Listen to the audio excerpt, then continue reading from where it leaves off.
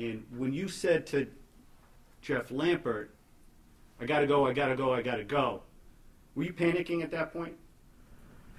No, I felt my body was very strange. I felt something that I didn't recognize.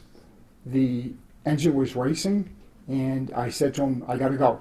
And I don't recall what happened after that. Okay. You recall your hands being on the wheel?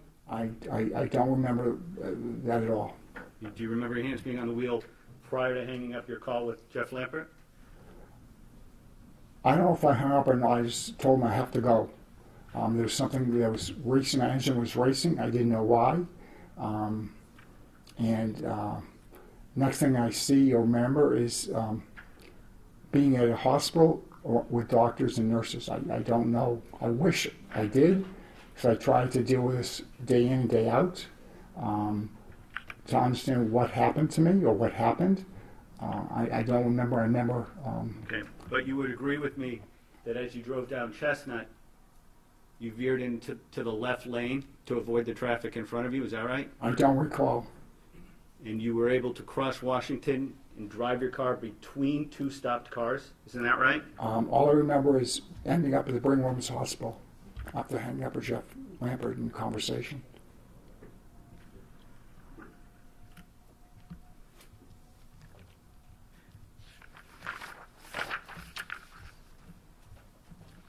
And once you crashed into the building, sir, you tried to get out of the car. Is that right? I have no recollection. And you heard both fire and police asked you to remain in your vehicle. Isn't that correct? I don't remember anything after I spoke to Jeff Lampert and told him I had to get off the phone. The car was racing. And next thing I remember is seeing a doctor or doctors and nurses at a hospital. Okay, but you heard that you complied with the officer's request and did stay in your car. I don't recall that. I had hit my head. I had a concussion, which was reported. I don't remember what happened. I have no idea what happened. I only wish I could. I struggle with it all day long. And you hit your head on the airbag, is that right? I have no idea. Well, your airbag was deployed. Correct. I also had blood on my forehead, so I don't know what that was from. Okay. You remember your airbag being deployed? From the picture you showed yesterday, I do. Well, you saw it in the picture, but do you have a memory of your airbag deploying? Not at all. I wonder why I'm still alive. Well, sir, I haven't asked you a question. I apologize. And, sir, once you were out of your car, you were approached by EMTs. Isn't that right? I don't remember that. If that's what they say, then that must be the case. But all I remember is being at Brigham Women's Hospital. And yet you actually informed the EMTs that you have multiple sclerosis. Isn't that right? If that's what they wrote, I must have, but I don't recall that at all. Do you know of any other way that they would have known? I'm not sure. And when you told them you had multiple sclerosis, you were asked if you had an episode. Isn't that right? I don't recall. But you denied having an episode. I don't remember speaking with them, so I can't really comment on that.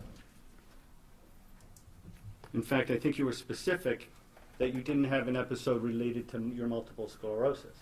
Well, I don't remember it, but also I was in a horrific car accident, and so I don't know how yes, my state of mind was. Yes. You were in a horrific car accident, and you were able to converse with the people on scene. Isn't that right? I don't remember. Well, you were asked questions, correct?